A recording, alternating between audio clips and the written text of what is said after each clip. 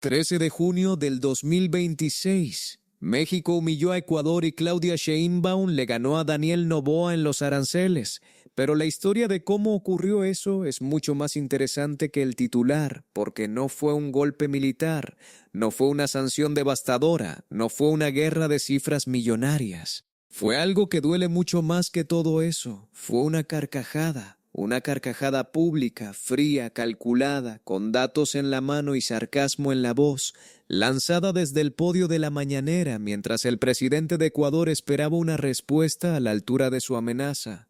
No la recibió. Lo que recibió fue algo peor, indiferencia con humor, y eso en política es la humillación definitiva.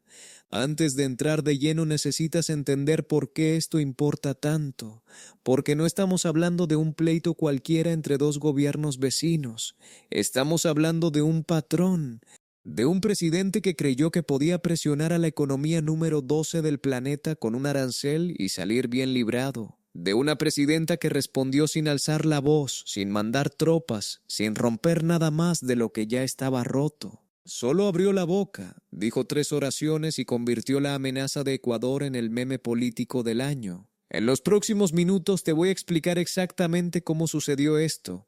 ¿Qué dijo Sheinbaum palabra por palabra? ¿Qué números están detrás de la decisión de Noboa? ¿Y por qué ese arancel del 27% fue, desde el primer día, un disparo al aire que solo asustó a los ecuatorianos? Para entender el presente hay que volver al pasado, y el pasado en este caso tiene una fecha muy precisa, abril de 2024. Esa noche, un grupo de agentes de seguridad ecuatorianos saltó la barda de la Embajada de México en Quito. No iban a robar, no era un error, no fue un malentendido. Iban a buscar a Jorge Glass, ex vicepresidente de Ecuador, quien había solicitado asilo político a México y se encontraba bajo protección diplomática dentro del recinto. Lo que hicieron esa noche viola uno de los principios más sagrados del derecho internacional, la Convención de Viena de 1961, firmada por casi todo el planeta, que establece de forma clara e inapelable que la sede de una embajada es territorio inviolable. Ni la policía, ni el ejército, ni el propio presidente del país donde está ubicada puede entrar sin permiso. Ese suelo es, para todos los efectos legales, el país que representa. Ecuador lo ignoró, entró a la fuerza, sometió al personal diplomático mexicano y sacó a Glass a rastras frente a las cámaras del mundo. México rompió relaciones diplomáticas ese mismo mes y llevó el caso a la Corte Internacional de Justicia en La Haya. La puerta quedó cerrada. Y cerrada siguió. Ahora bien, ¿quién es Daniel Noboa y por qué decidió escalar el conflicto en lugar de buscar la salida? Noboa es joven, heredero de una de las fortunas más grandes de Ecuador, llegó al poder en 2023 prometiendo mano dura contra la inseguridad y fue reelecto en 2025. Pero gobernar resultó más complicado que prometer. Ecuador vive una crisis de seguridad sin precedentes. La tasa de homicidios llegó a 44.5 asesinatos por cada 100.000 habitantes, una cifra que coloca al país por encima de México, por encima de El Salvador y de Honduras, países que durante años fueron el sinónimo mundial de la violencia. Sus puertos se convirtieron en rutas clave del narcotráfico hacia Europa y Estados Unidos, y donde hay rutas de droga, hay grupos armados peleándose a muerte por controlarlas. Además, el déficit fiscal ronda los 4.000 millones de dólares. El país gasta mucho más de lo que ingresa y necesita financiamiento con urgencia. Con ese panorama adentro, Noboa buscó una salida hacia afuera y la encontró en México. En febrero de 2025, el presidente ecuatoriano anunció con bombo y platillo la imposición de un arancel del 27% a todos los productos importados desde México. La justificación oficial fue "no aceptamos abuso" y una exigencia de condiciones más justas para negociar un tratado de libre comercio. El mensaje implícito era claro: si México no se sienta a negociar en los términos que Ecuador quiere, el costo comercial será alto. Sonaba a advertencia seria, sonaba a presión real, sonaba a un presidente que sabe lo que hace. Escríbeme en los comentarios si tú desde el primer momento viste venir lo que pasó después, porque lo que ocurrió al día siguiente lo cambió todo. Claudia Sheinbaum apareció en la mañanera. Periodistas esperando su reacción. El mundo político latinoamericano con los ojos puestos en esa sala. Y Sheinbaum, con la calma de alguien que sabe exactamente cuántas cartas tiene en la mano, desmontó la amenaza en 3 movimientos. Primero el dato. Las exportaciones de México hacia Ecuador representan apenas el 0.4% del total de lo que México vende al mundo entero. 0.4. Una cifra tan pequeña que prácticamente desaparece en cualquier hoja de cálculo. Si Ecuador dejara de comprarle a México mañana mismo, la economía mexicana casi ni lo notaría. Sería como quitarle una gota a un río caudaloso. El río ni se entera. Segundo, la frialdad estratégica. México mantendrá su postura, el caso sigue en La Haya. Las relaciones no se restablecen mientras Noboa esté en el poder. Punto.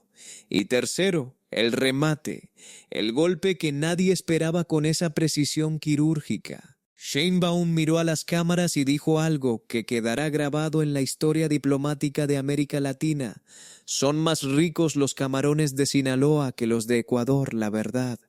Piénsalo un segundo. Un presidente anuncia un arancel para presionar a otro país y la respuesta que recibe es una comparación de mariscos. Eso no es una respuesta diplomática, eso es una sentencia. Noboa apuntó con toda su artillería y Sheinbaum contestó con una sonrisa y un dato de pesca. ¿Por qué pudo hacer eso? Porque los números le daban absolutamente toda la razón. Y aquí viene la parte que Noboa claramente no midió antes de firmar. Ecuador le compra a México medicinas, vehículos, maquinaria, aparatos electrónicos y alimentos procesados. La mitad de lo que Ecuador importa desde México son bienes que su propio pueblo necesita para vivir y para trabajar.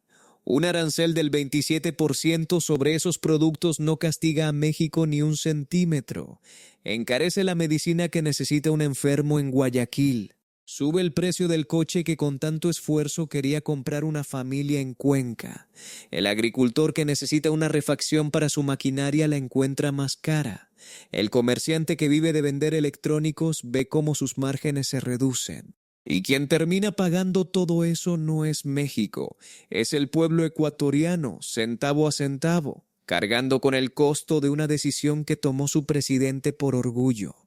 Noboa quiso herir a México, apuntó con toda su rabia, jaló el gatillo y la bala se quedó en casa. Suscríbete a este canal si te está gustando el video y activa la campana porque aquí los temas se explican con datos reales, sin rendirle cuentas a nadie, y fieles siempre a México y a la Cuarta Transformación. Ahora detente y piensa en el tamaño real de este desencuentro, porque los números no mienten, y los números aquí cuentan una historia brutal. El Producto Interno Bruto de Ecuador ronda los 118,000 millones de dólares. El de México supera el 1.700.000 millones de dólares. La diferencia es de aproximadamente 15-1. Por cada dólar que mueve la economía ecuatoriana, la mexicana mueve 15.